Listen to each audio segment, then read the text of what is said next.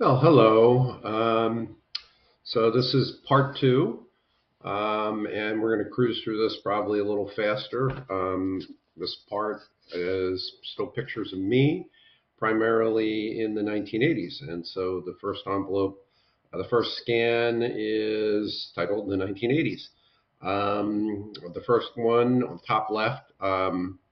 In the early 80s, I started working at the Christiana Mall at Listening Booth Records. I was the audio video sales manager. Hated the job. Retail sales, was terrible. And I probably wasn't the world's best salesman. But at that point in my life, in the early 1980s, I was dating someone that worked at Fine Times magazine, and I met someone that through Locke McDonald, a friend of mine who's my sailboat partner, met someone that had access to the mailing list of the bands that would send their schedule to Fine Times magazine, Entertainment magazine. And Jen Muto, a friend of Locke McDonald's, was taking television production classes at the University of Delaware, and for their final exam in television production, they could bring a band in and shoot a videotape. And they would send the band home with a 3/4 inch U-matic videotape, which was a professional format videotape that you needed a special recorder player to play on. And so most of these bands would get this big videotape and not know what to do with it. And our idea was to collect these videotapes, send out a letter to all the bands saying, if you have one of these videotapes, send it to us. We'll make a copy of it. We'll send it back to you. We put together a show called Opening Acts, Local Bands, Original Music. We went for original music for two reasons. One, copyright issues. Two, I was kind of snobby, and I kind of liked, there was lots of bands that were writing their own material around here. And I thought, God, as how much talent is there in just doing other people's, not to say that a good musician doing other people's material isn't talented, but if you can, if you're a singer songwriter and can write your own material, wow, what a great thing. So anyway, we did a show called Opening Acts, Local Bands, Original Music. We put it on local access cable television. You could go down to Rollins Cable Channel 22, and for $60 you can get an hour's worth of airtime. And we sold advertising and collected about 120 different songs from maybe 30 different bands, put together a bunch of videos, rented editing time, putting all the videos together and making copies, and never made any money doing it, but met a lot of interesting people, and we did that. And that got me, when I had graduated high school, I went right to work for Schwartz and Sons and didn't go to college. And I started taking television production classes at the University of Delaware and did really good and really enjoyed it, and started my college, went back to college in communications for a few years, business for a few years, and never graduated. But I really had a great time doing communications and business and got a lot out of it. Anyway, during that time, I worked at Listening Booth Records for a while, audio video sales manager, and knowing so much about audio video, I was able to sell a lot of camcorders, because what I would do is I would set up a monitor and then I would do a demo for all the features of the camcorder, the fade button, the wipe, the center wipe, and just talk them through how to shoot a good video. And even though this was the salespeople that had already heard this 20 times, the people that I worked with, because people walking by could see it, I would gather a crowd and people would go, "Oh, tell me more. What does this button do? What does that button do?" So anyway, I sold a lot of VCRs and a lot of camcorders. It was rather interesting. The next one is in 1979. I went to the Delaware Humane Society and I got myself a dog. The dog's name was Ralph. Ralph was my first son. And he was a yellow lab. He's about 70 pounds, came up to your hip when he sat there. Great dog. I just loved Ralph. Ralph was, really smart, Once him and I had a little, figured out who the boss was. He was a very good dog. He really was a great dog. And I had him from 1979 until 1993, about 13 years. A couple pictures of Ralph there. Then let's see. Then let's see, and then Arden. This was Ralph in Arden. This was my house in Arden.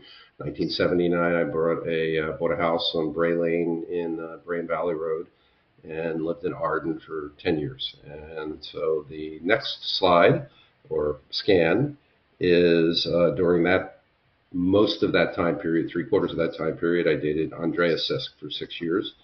And there's a picture of her top left, and then right below that, I don't know why I took a picture, scanned this, but it was a picture of her brother and sister-in-law when we visited in Boston. And then in the early 1980s, I became reacquainted with Locke McDonald, who, interestingly enough, in high school Brandywine High School, we didn't like each other at all, but he had a good job, worked for DuPont, and I had sailing experience, so I was very interested in sailing. And in the like when I was a kid, I would rent sailboats, like at Lum's Pond.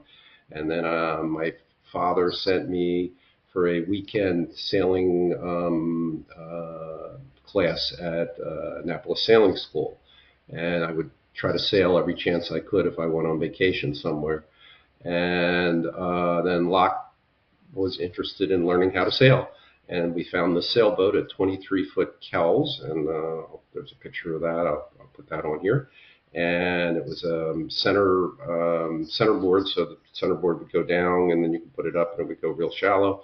It was a big old, family day cruiser. It wasn't, anything. We didn't really race it.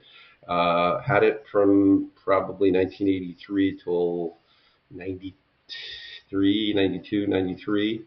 Had a great time on that boat. It was what they call a pop top.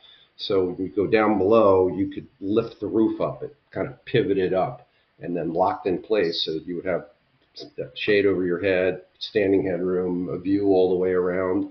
And then down below, there was a table that collapsed into a bed, a double bed, and then a V-bunk up front, and a little porta potty behind a wall, and a little tiny sink. And it was just a neat little boat. And for a long time, we would go out almost every weekend in the summertime, basically from spring till fall, and go out and sail. And I taught Locke how to sail, and it became, we would go out and party all the time, had a great time. When I say party, there wasn't so much partying. It was, I took my captaincy very seriously, so.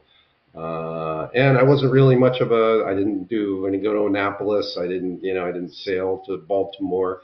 Just, go out of the marina, drop anchor, marinate in the water for a couple hours, turn around and come back. Sometimes wasn't a racer, just went out and did pleasure boating and really enjoyed it.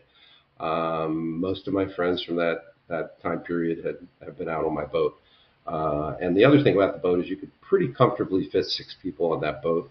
And later on, when people started having kids, you could fit, 2 couples and 2 kids pretty comfortably. So we really had a great time with that boat. And then when that boat was over, we went to, in 1992, I would say, Dara was an infant. And, I'm sorry, not 1992. 2002. Dara was an infant. The boat was a 78. It was getting very old. And did I say I owned it until 1992? I meant that I had it from maybe 83 till 2002. And maybe it started to, piece would break here and there, and I was starting to get a little nervous, that it was dangerous for a small child to be on it. So I sold the boat, and then 2 years later, I bought a pontoon boat, a 20-foot pontoon boat called the A. Bentley. And then for the next 5 or 6 years, we, as a family, went out while the kids were young and had a great time on my Bentley with a 50 horsepower motor. As I always said, I went over to the dark side. I had a motor. Well, of course, my sailboat had a small motor, but I went to a motorboat. The next slide is Brandywine High School yearbook, 1972. You know, what I looked like in 1972 in the yearbook. And then the rest of these, the next slide is in the, so before I met Pam Sue in late 88, 89, somewhere around there, so probably 87. Went to Club Med in Paradise Island. Just had a great time there, lots of fun.